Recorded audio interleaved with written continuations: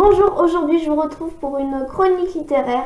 Donc après les Hunger Games, je crois que c'est les seules chroniques littéraires que j'ai faites d'ailleurs, je vais vous parler de Guillaume Musso, La fille de papier. Voilà, c'est un roman donc de Guillaume Musso, comme je viens de le dire, qui est sorti aux éditions XO ou XO, je sais pas vraiment comment ça se prononce, donc XO Édition, en 2010. Voilà. Donc pour ceux qui ne connaissent pas Guillaume Musso, c'est un auteur assez jeune qui a sorti son premier roman, Sauve-moi ou Et après, je sais plus. Et après, donc il a sorti son premier roman Et après en 2004 chez la même édition. Vous pouvez aussi retrouver tous ces livres en format pocket, sauf s'il est récemment sorti, dans ces cas-là il faudra attendre un peu. Voilà.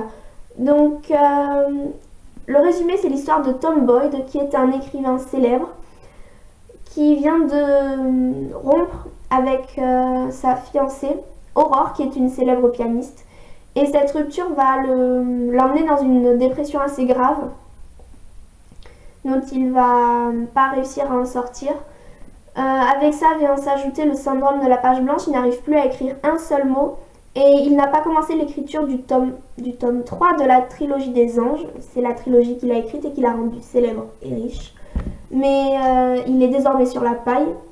Malgré l'aide de ses meilleurs amis Milo et Carole, il va continuer à s'enfoncer. Il ne va plus écrire une ligne. Jusqu'au jour où le tome 2, qui devait être imprimé dans une édition spéciale, a été mal tiré. C'est-à-dire que la première partie, on n'a que les 250 premières pages du livre, et le livre se termine sur une page elle-même inachevée, où un personnage secondaire tombe à genoux. Donc alors qu'il est chez lui la nuit, il va s'avérer que ce personnage principal de fiction va tomber dans son salon. Donc il s'agit de Billy, une jeune femme, voilà. L'auteur Tom va être surpris par ce personnage qui débarque de nulle part. Il pense d'abord à un fan hystérique, mais il y a d'étranges similitudes qui lui font penser qu'il s'agit vraiment de Billy, le personnage de son roman à lui. Elle serait tombée parce qu'il n'aurait pas continué à écrire, et elle va être là pour ça, pour l'inciter à écrire. Donc pour lui faire retrouver l'inspiration, elle va essayer de le remettre avec Aurore, sa pianiste. Et donc du coup, les personnages vont voyager de Los Angeles au Mexique, en passant par Paris. Donc voilà, c'est vraiment c'est un livre où les personnages voyagent beaucoup et où les personnages vont être à la recherche de l'inspiration. Voilà. Donc personnellement, j'adore beaucoup ce livre. C'est vraiment mon préféré de Guillaume Musso. Si je devais en retenir qu'un, ce serait vraiment celui-là. Je suis tombée totalement fan de ce livre. J'avais déjà lu d'autres romans avant La fille de papier de Guillaume Musso, mais vraiment celui-là, c'est mon coup de cœur. Donc c'est vraiment un roman qui va nous parler de vraies valeurs. C'est-à-dire qu'en recherchant l'inspiration, Tom va également sortir de sa dépression et réapprendre à vivre. Enfin, pas vraiment à vivre, mais à accepter tous les petits plaisirs qui viennent comme ça. Et Billy, qui est un personnage de fiction, elle va découvrir la vraie vie réelle et donc toutes ses vraies valeurs, ses vraies saveurs. Donc on assiste vraiment à une sorte de renouveau des deux personnages. C'est ce que j'adore vraiment beaucoup. C'est beaucoup aussi basé sur l'amitié. On voit bien qu'il y a un lien très fort entre Milo, Carole et Tom, qui sont vraiment trois personnes inséparables et qui font que leur passé leur passé vont faire qu'ils sont aussi proches l'un des autres.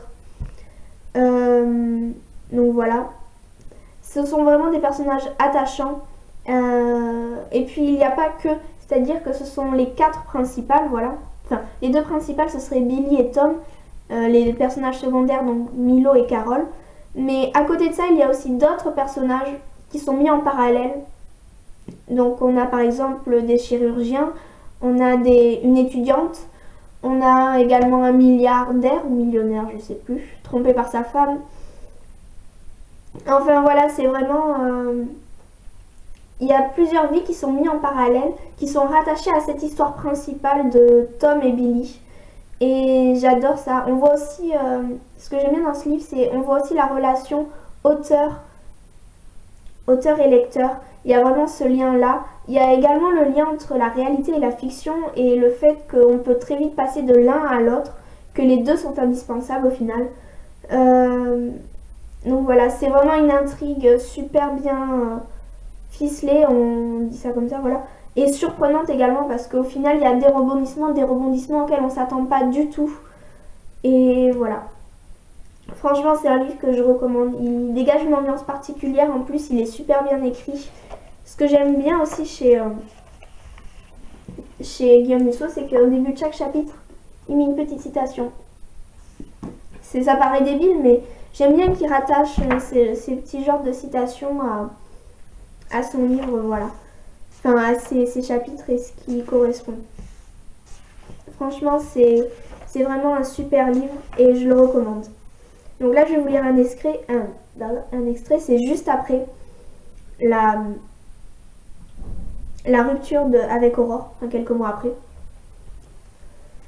Dans cette brume combateuse, les jours et les mois avaient filé sans que je m'en rende compte, vides de sens et de substance. Et la réalité était là. Ma peine était toujours aussi lourde et je n'avais plus écrit une ligne depuis 1 an. Mon cerveau était figé. Les mots m'avaient fui. L'envie m'avait déserté et mon imagination s'était tarie. Voilà. Donc c'est assez court parce que je ne vais pas tout vous lire, mais c'est à peu près toujours dans ce style-là. C'est un livre assez gros, mais qui se lit vraiment très rapidement. C'est quelque chose d'énorme vraiment. C'est super facile à lire, c'est super clair. Malgré tous les parallèles qu'il y a entre les personnages différents, leurs vies différentes, le passé, l'auteur nous perd jamais et au contraire nous amène, nous tire les ficelles. Et voilà.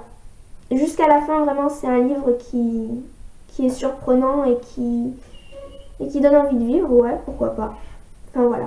Ce que j'aime beaucoup aussi, c'est on s'intéresse beaucoup à la vie de l'auteur, enfin à la manière dont il va trouver l'inspiration. Et pour ceux qui écrivent en général, qu'ils soient auteurs ou qu'ils écrivent juste pour eux, on peut se reconnaître à Tom.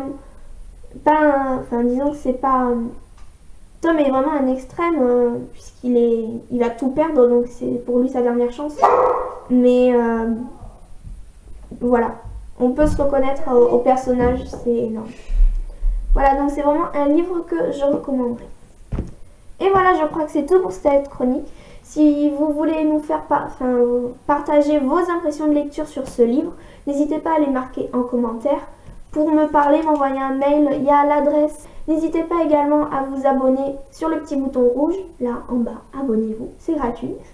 Et voilà, et donc je vous dis à bientôt.